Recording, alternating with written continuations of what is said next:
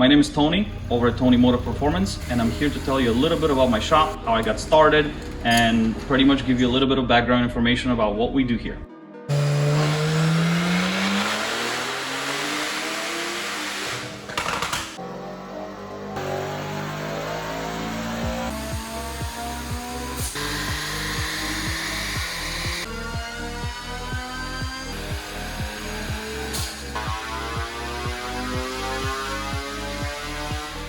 Hey, 276.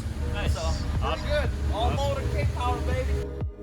So the first endeavor was a very small shop, which I'm sure many of you remember. It was a very small two-car garage, literally just working on friends' cars, and little by little the word spread. It went from friends coming over to family coming over and me slowly building up a clientele. We managed to move to this place, which is significantly bigger. We have a lot more amenities, we have more lifts, more machines, lineman rack, dyno, in-house, anything from tuning to builds to roll cages, all of that. With every day we try to expand, services more and more. I had a lot of dedicated clientele that would come in and they would be like, hey, I know you work on my sports car, but would you mind doing the brakes on my daily driver? And of course, work is work, anything that comes through the door we can tackle, and it kind of developed into what it is today. I get this question a lot, what do you specialize in?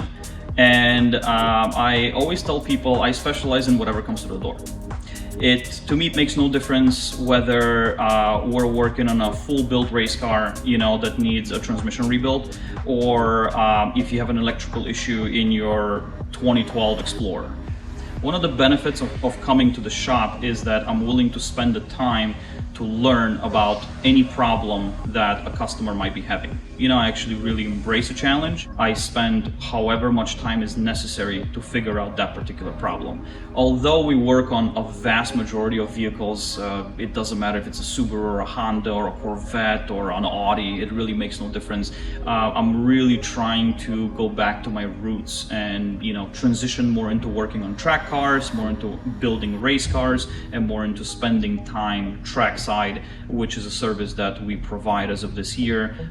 Arrive and drive programs, trackside assistance. We do a lot of very specific setups for the driver himself or herself. We'll tweak alignments, we'll tweak corner weights, we'll tweak, certain parts of a power band, just to make the driver more comfortable and to give the driver what they want out of that car on a racetrack.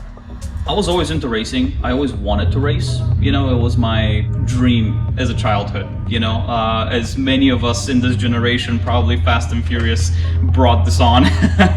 And I remember it was instilled in me and I absolutely loved it. And I wish I got into it sooner, but not everybody can start, when they're very young. I want to say I was like a late teen when I started exploring autocross, which was very financially friendly, and it felt great. It felt great to throw a car around and not get in trouble, for once. 5 or 6 years ago, I got my wheel-to-wheel license, and I started to compete, with all the various clubs in the area, like NASA.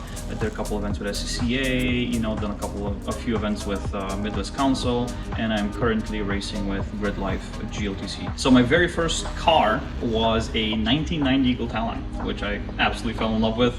At the time, I had no idea that DSMs were so incredibly customizable. That was back when I was 16, So that was the first car that I fell in love with. I never really got a chance to track that car due to finances, but a few years after that, when I was a little more stable, I was able to get an all-wheel drive turbo model that I always wanted, and little by little I built that up, and I still have that car in full time attack trim, and that car stood on a national podium at 2019 with SCCA. So I'm really proud of developing the car to what it was, or what it is. Still have it, just don't drive it. Yeah, after that I moved to a BMW, if memory serves me correctly. Yes, I used to race a couple of BMWs after that. That's when I got into wheel-to-wheel racing. After the BMWs, I decided to get into a Honda S2000, which is what I'm currently driving, and it's been treating me very well with reliability. I can very quickly service the car whenever is needed. Fastest lap of the race just went to TonyMotive in 11th in the number 17 S2000s, and TonyMotive, what a drive by that driver of the number 17. Yeah, just superb. I mean, horrible visibility, and just worked his way up, put in some really, really solid laps. I genuinely enjoy when I see a happy customer. You know, it really, like, that's the best part about my job. Building cars is great, you know, like, I obviously love it, but nothing makes me happier than when a customer first gets into their car that we just completed whatever service we completed, you know, simply because I stand behind my work.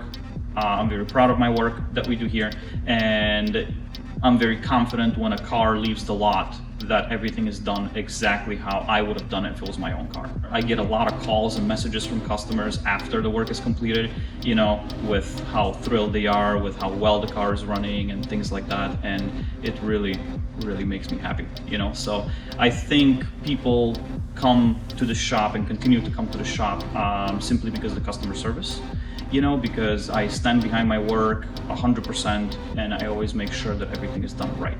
Yeah, I spend a great deal of time teaching people, you know, literally educating people on their cars and how systems work. You know, I spend a great deal of time educating and you know, explaining how things work to people, and I like passing on the knowledge. You know, the more my customers know about their cars, the more they want to know afterwards. You know, it's a cycle. It's just a cycle. In high school, I had a teacher, my automotive teacher, you know, he was my role model for many, many, many years and still is. And he told me that I'll be a teacher one day, which I thought was absolutely ridiculous. But I guess this is part of teaching because I really, really enjoy telling people, you know, how systems on a car work and educating them, and I guess he was right. TonyMotive, what a start in that number 17. Here he comes up to third place. Again, Marchev's car, despite the slippery paint, looks fine as he goes by the number 90 now into third place. Yeah, and I think he's doing, what he's doing really smartly is when he gets there, he just straightens the wheel out, just stays with a steady throttle, doesn't try to accelerate until he gets back onto the track and finds that little bit of grip, but he's rolling nice. Swenson now has TonyMotive right back on his bumper, hounding him through the outer loop. What a drive by this number 17 to TonyMotive. His first race in GLTC was back at Heartland Park at the end of last year, and in such a short amount of time, he has progressed so much, and he's hounding Swenson, the 2021 champion, for second. Well, it's remarkable. He is coming back. He's got the pace and the speed to do it. Marchev, though, makes the pass on Swenson. Swenson leaves the door open there for Walbaum to go the long way around through the inner loop. Side by side, watch the paint. It's very slippery there as they work their way now through the outer loop. Swenson hangs on for now. He was wicked quick at Circuit of the Americas. I am about to turn that bell off. So, I mean, we must have passed by like a couple inches, you know, like him going the opposite direction, him going 90 degrees towards me, you know, like I'm still, is this heaven? Like, is this? I am TonyMotive. That's right. Hey, how's it going? My name is TonyMotive, and I am the owner of TonyMotive Performance. You can edit this, right? Oh, yeah. Have you ever worked on a car before?